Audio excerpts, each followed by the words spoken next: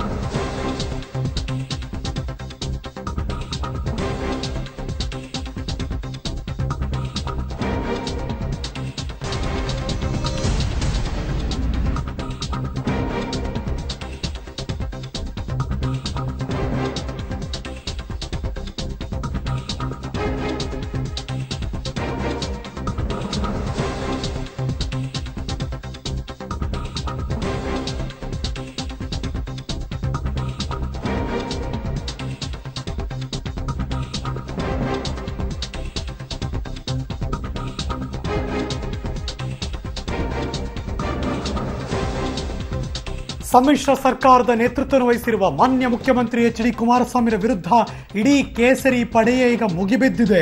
ಹಾಸನ, ಉಡುಪಿ, ಬೆಳಗಾವಿ, ಬೆಂಗಳೂರು ಹೀಗೆ ಎಲ್ಲ ಭಾಗದಲ್ಲೂ ಕೂಡ ಹಾಸನದಲ್ಲಿ ಸೋಮಣ್ಣ, ಉಡುಪಿಯಲ್ಲಿ ಕೋಟಾ ಶ್ರೀನಿವಾಸ್ ಪೂಜಾರಿ ಕರ್ನಾಟಕವನ್ನು ಛಿದ್ರ ಮಾಡೋದಕ್ಕೆ ಮುಖ್ಯಮಂತ್ರಿಗಳು ಹೊರಟಿದ್ದಾರೆ. ಈ ಸಂದರ್ಭದಲ್ಲಿ ಹೊಣೆಗೇಡಿತನದಿಂದ ಮಾತಾಡೋದನ್ನು ನಿಲ್ಲಿಸಬೇಕು ಅನ್ನುವ ಆಗ್ರಹವನ್ನು ಈ ಸಂದರ್ಭದಲ್ಲಿ ಮಾನ್ಯ ಶಾಸಕರಾದ ಸೋಮಣ್ಣ ಅವರು ಮಾಡ್ತಿದ್ದಾರೆ. ನೀವು ನೋಡ್ತಿರುವಂಥ ಎಲ್ಲ ಬೆಳವಣಿಗೆಗಳು ಕರ್ನಾಟಕದ ಬೇರೆ ಬೇರೆ ಭಾಗದಿಂದ ಕೇಸರಿ ಪಡೆ ಇದೀಗ ಮುಖ್ಯಮಂತ್ರಿಗಳ ವಿರುದ್ಧ ತಿರುಗಿ ಬಿದ್ದಿದ್ದಾರೆ. ಮುಖ್ಯಮಂತ್ರಿಗಳಾದ ಕುಮಾರಸ್ವಾಮಿಯವರು ಮುಖ್ಯಮಂತ್ರಿ ಆಗೋದು ಹೆಂಗೆ ಅಂತ ಅವ್ರಿಗೆ ತುಂಬ ಚೆನ್ನಾಗಿ ಗೊತ್ತು.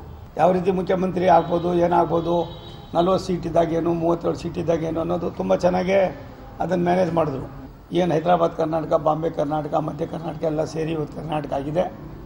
ಇದನ್ನು ಬೇರ್ಪಡಿಸಬೇಕು ಅನ್ನೋ ಕೂಗಕ್ಕೆ ನಾವು ಯಾರೂ ಕೂಡ ಸಹಮತ ಇಲ್ಲ, ಅದರ ಅವಶ್ಯಕತೆಯೂ ಕೂಡ ಇಲ್ಲ. ಆದರೆ ಮುಖ್ಯಮಂತ್ರಿಗಳು ಯಾತಕ್ಕೋಸ್ಕರವಾಗಿ ಈ ರೀತಿ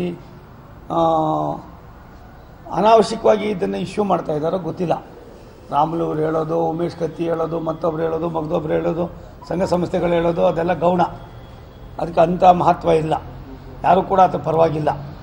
ಆದರೆ ರಾಜ್ಯದ ಮುಖ್ಯಮಂತ್ರಿ ಜವಾಬ್ದಾರಿಯುತ ಸ್ಥಾನದಲ್ಲಿರ್ತಕ್ಕಂಥವ್ರು, ರಾಜ್ಯದ ಸರ್ವಾಂಗೀಣ ಅಭಿವೃದ್ಧಿಯನ್ನು ಯೋಚನೆ ಮಾಡ್ತಕ್ಕಂಥವ್ರು ಈ ರೀತಿ ಮಾತಾಡ್ತಕ್ಕಂಥದ್ದು ಅವ್ರಿಗೆ ಅದು ಒಳ್ಳೆಯದಲ್ಲ.